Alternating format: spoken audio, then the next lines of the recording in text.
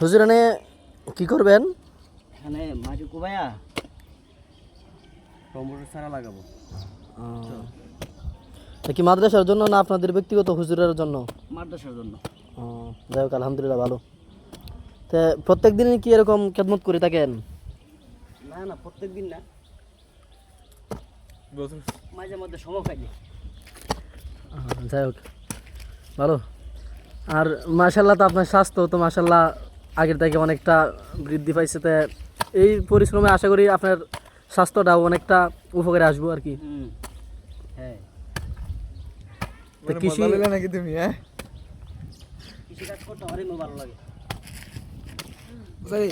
ডাবা এক মানে ডাবাইয়া এনতে তুই হালাই দেন, ফালা দিতাম। হালাই দেন। এই দুই জায়গার মধ্যে হইব নি? হ্যাঁ, ওই বনি বলে হুদা চা কি দেখো ওই আর উপর জায়গাটা মাঝে ছবিটা বিতে হাও মাঝে তাছমা একটু উপরে তুলো, তোমার দেখাই।